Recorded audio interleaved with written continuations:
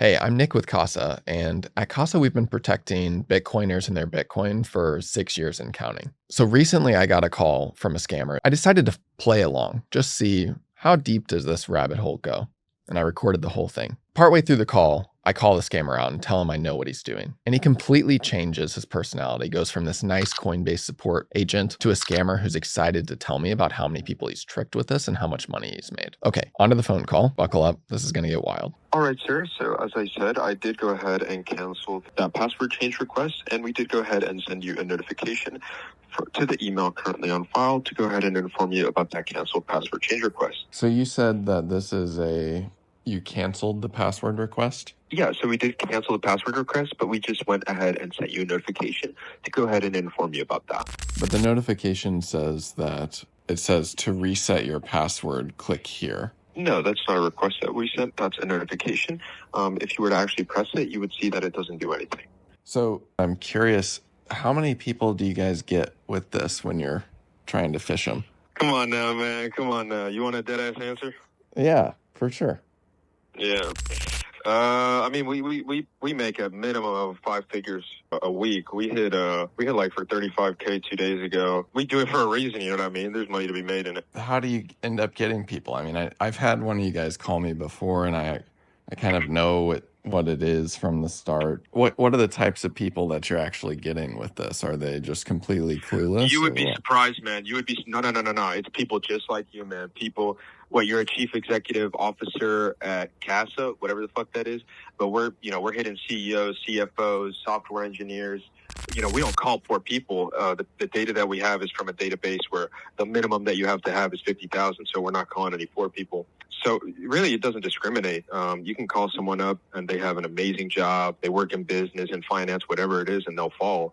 And then you might call someone else that they work as a fucking a valet or some normal shit, and they're like, nah, like we're not going for this. So money or education really isn't a determining factor, which kind of surprised me. You're saying I'm in some database somewhere that says I have more than like 50K on Coinbase or something? No, know what Unchained is? Do I know? Unchained Capital? Oh, yeah, I know what Unchained Capital is. Yeah, did you ever subscribe there, put your email there, or anything like that? Yeah, I have an account there. Exactly, yeah. So for Unchained, you have to have a certain minimum. We got the whole Unchained database, so pretty much everyone from Unchained. I forgot what the minimum is. I think it's like 50,000 or something like that. So we have the Unchained database, and we assume if you're that into crypto, Unchained, that you're going to have a Coinbase. So that's how we run it. But there's so much data that you can get. We just try to get the best.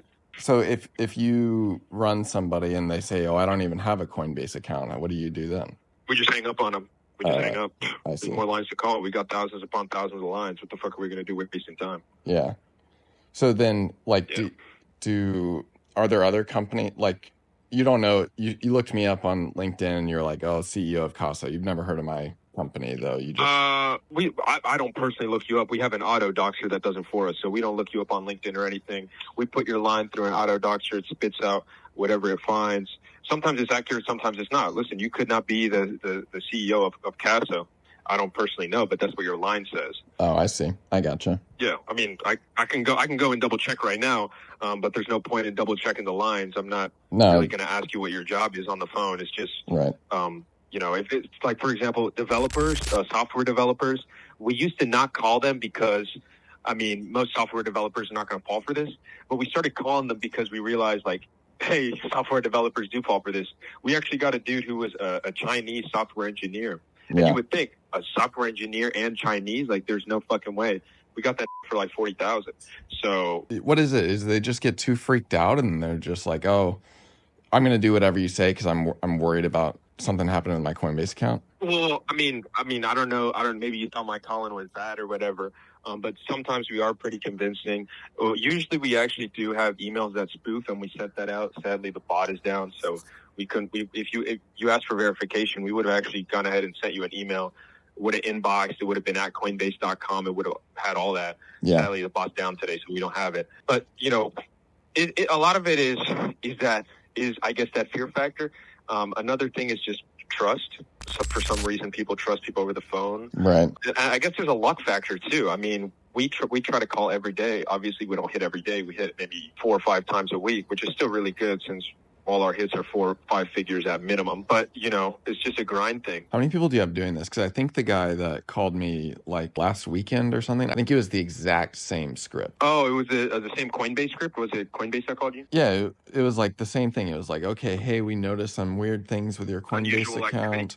We're sending you a Yeah. password, then subscribe you to Coinbase Bytes, then send you this other thing where you need to go log in. And I know that's that thing where you go log in, that's where you get them, because then they gave you the password. We go ahead and, the end goal is not to get their password. We don't actually give a fuck about your login. We don't use that. We do something else. I think he was actually trying to tell me to move the funds to a vault. I'll give you a little bit more background. You seem chill. Pretty much what we have them do is we have them log into the phishing page, obviously. We then move them to a page that has a seed. Okay, once they have that seed, they'll go and they'll set up a Coinbase cold wallet, wherever the fuck it is. Yeah. And we'll go ahead and whitelist those addresses, and we'll let you move those funds from that compromised Coinbase account into that new Coinbase cold wallet. And then obviously they'll move their funds. We even ask for the last 4 digits of the addresses that we already know, right? Because we already have the seed, so we're already logged in. Yeah. And then we'll go ahead. Yeah, your address is whitelisted, and then they'll go ahead. They'll send their funds. And when everything's said and done, we just go ahead and send that bitch off, clean it, and then boom, move on to the next. How do you clean it? Like, do you send it through a mixer, or are you using like, I don't know, Samurai Whirlpool or something? We used to use Tornado Cash, but then kind of got like you can't use Tornado Cash anymore. Yeah, that shit got like banned in the U.S. But right. We're not in the U.S. It's cool. Honestly, we swapped that bitch to XMR. We let it sit. We send it around a couple wallets. Yeah. And then we swap it back to ETH, UTC, whatever the fuck you want. After you hold it on XMR for a couple of days, like that bitch is gone. You're not seeing the funds again. You know what I mean? Yeah. How do you actually get it out of the crypto though? Doesn't Coinbase or something like lock you down when you get to trying to turn it into dollars? Listen, I'll tell you this right now. We don't use no fucking Coinbase, no Binance, no KYC, none of that. You just set like in person or something? Ledgers, Trezors, Exodus, Trust Wallet. We do not fuck with KYC over here. But will those companies actually give you dollars, or do you have to? They just give you like Tether or something. You're asking the cash out process to how to get real money. Right. Yeah. Right. So obviously, what some people do is you'll clean it, XMR, all that. So now it's clean ETH, it's clean BTC, whatever. Some people, they'll go and they'll make a fake CB. They'll go and they'll verify with a fake ID, or they'll just get ahead to do it. Like some dumbass that'll set up a whole Coinbase, and then you just send them the funds. They'll cash it out to their card or their bank account or whatever, and then they'll either give it to you or they'll just exchange it. But you can't really do that when you're hitting at the level that we're hitting. Like you can do that for obviously $5,000-$10,000, but you can't do that for $50K. You can't do that for 70, 80. So personally, like if you're asking me on a personal level, what I do, I either hold that bitch or I'll just get it for straight cash. The place where I'm at, I just have that I know I'll just, I'll give him like a extra 5% on top of it. He'll give me cash, send the ETH, IRL and all that. And then boom, I'm cashed out. Yeah. I mean, I think in America it'd be a little bit difficult because of the KYC and all those laws. But where I'm at, it's really chill. Oh, so you guys are running this from outside the U.S.? Fuck yeah. I mean, obviously I got an American accent, but I'm nowhere near the U.S., man. How did you get the Unchained database in the first place? I mean, crypto people, they're into security. Unchained is a company that's trying to, keep things secure. How do you get that? I looked at the site once. We on the database, we actually called the brother of the dude that set up the whole Unchained. And we actually almost got the dude. We got the dude on the line for 15 minutes, dead ass. But he's like, I got a whole team behind me. I got to double check that this is legit or whatever. When he called back, he's like, man, like, fuck you. When I catch you, I'm gonna kill you or whatever. I was like, all right, shut up. Like, I got your Addy right here, man. Don't make me send a SWAT team. Damn. Do you have my address from that database? Yeah. Damn, that's crazy. Yeah, I mean, it's public information, man. I'm not gonna do nothing. You seem chill, so I'm not gonna try nothing on you. You seem like a cool dude. But no, I mean, we've had some TARs where we done saw the SWAT team on him because it was chirping a little bit too hard. What I think people have is too much faith in crypto and security. It's so easy to get a database, man. You just inject something in it. You pull a lockout. You literally can call these companies and say, hey, we're going to go ahead and send this, acting like you're part of the company. Hey, we're going to go ahead and send you this file, whatever, this resume from this new applicant or whatever. There's a rat in the PDF. Boom, whole system's fucked.